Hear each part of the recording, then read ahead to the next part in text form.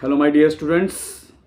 आज हम लोग डिस्कस करने वाले हैं एक बहुत इम्पॉर्टेंट टॉपिक का नाम है क्या फ्रिक्शन को फिजिक्स आती है। क्या फ्रिक्शन अपने आप को सेल्फ एडजस्ट करता है? जैसे हमने पढ़ा है कि स्टैटिक फ्रिक्शन फोर्स अपने आप को सेल्फ एडजस्ट करता है, मतलब वो अपने आप को इस प्रकार से एडजस्ट करता है कि वो नहीं चाहता कि दो सरफेसेस के बीच में या दो अलग अलग बॉडीज के बीच में रिलेटिव मोशन आए। तो रिलेटिव मोशन को अपोज करने के लिए, और ध्यान रखना बच्चों कि जो फ्रिक्शन फोर्स होता है मोशन अपोज नहीं करता, फ्रिक्शन फोर्स हमेशा अपोज करता है रिलेटिव मोशन। तो जो स्टैटिक फ्रिक्शन फोर्स होता है उसकी पूरी कोशिश होती है कि वो रिलेटिव मोशन को अपोज करे अपनी मैक्सिमम वैल्यू तक। और जो फ्रिक्शन फोर्स की वो मैक्सिमम वैल्यू होती है, जो स्टैटिक फ्रिक्शन फोर्स की वो मैक्सिमम वैल्यू होती है, उसे बोलते हैं हम लोग लिमिटिंग फ्रिक्शन। तो आपने पढ़ा हुआ कि जो स्लाइडिंग फ्रिक्शन है उसके तीन पार्ट्स होते हैं, एक को बोलते हैं स्टैटिक, एक को बोलते हैं लिमिटिंग, एक को बोलते हैं काइनेटिक।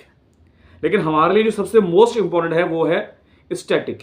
कोई स्टैटिक फ्रिक्शन फोर्स अपने आप को एडजस्ट कर सकता है, जबकि काइनेटिक फ्रिक्शन फोर्स अपने आप को कभी एडजस्ट नहीं करता, उसकी वैल्यू हमेशा कांस्टेंट रहती है।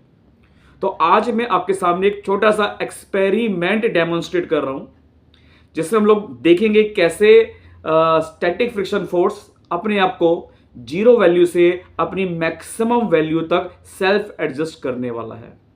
तो सभी लोग रेडी हो जाएं। आपके सामने एक छोटा सा एक्सपेरिमेंट है। मान लो मेरे पास ये एक सरफेस है और इस सरफेस में मैंने सपोज करो एक ही रिमोट रखा हुआ है। अभी ये जो सरफेस है ये लेवल है, एक ही लेवल पर है। और अगर ये एक ही लेवल पर है तो अभी इस रिमोट के ऊपर, ये जो मैंने ब्लॉक रखा हुआ है इसके ऊपर कोई भी एक्सटर्नल फोर्स नहीं है जो इसको हॉरिजॉन्टली मूव कर सके। तो अगर अभी इस समय इस ब्लॉक के ऊपर कोई भी एक्सटर्नल फोर्स नहीं है तो इस समय इस ब्लॉक के ऊपर कोई भी फ्रिक्शन फोर्स भी नहीं हुआ। पहला पॉइंट ये कि अभी बॉडी रेस्ट पर है और अभी static friction force exactly zero है, क्योंकि अभी इस पर एक्सटर्नल फोर्स भी जीरो के बराबर है। अब मैंने इसको हल्का सा इंक्लाइन कर दिया। सपोज करो कि मान लो ये इंक्लिनेशन 5 डिग्री का हो गया।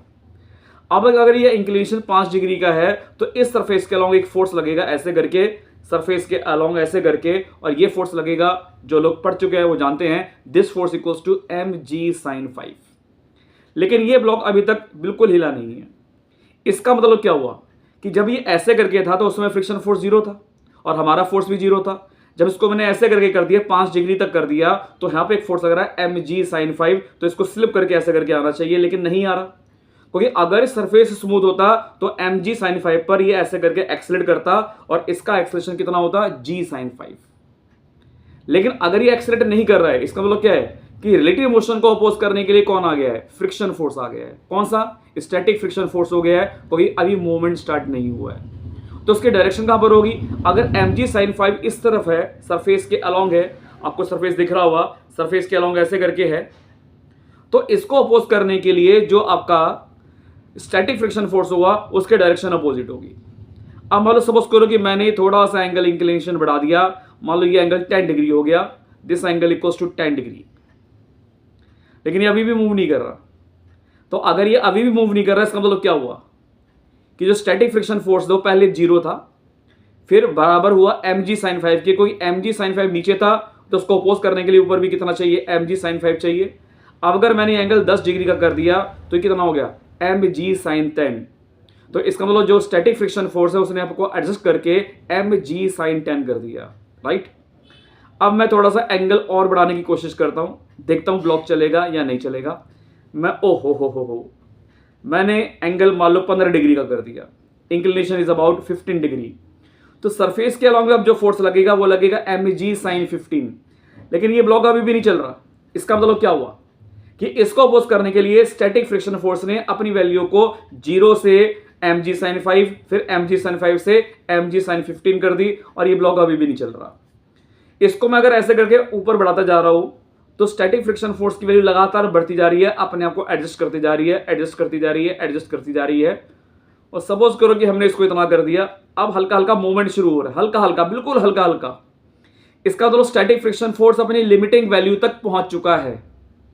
ये स्टैटिक फ्रिक्शन फोर्स की मैक्सिमम वैल्यू होती है। इसके बाद अगर मैं इंक्लिनेशन बढ़ाऊंगा तो ये बॉडी ऐसे करके नीचे की तरफ स्लाइड कर जाएगी और नीचे की तरफ आ जाएगी। एंड वन मोर पॉइंट, अगर मैं इस ब्लॉक को दूसरी साइड से ऐसे करके रखता और ऐसे करके इसको इंक्लाइन करता हूं तो बहुत ही कम एंगल पर ये एक्सीलरेट कर गया। क्यों?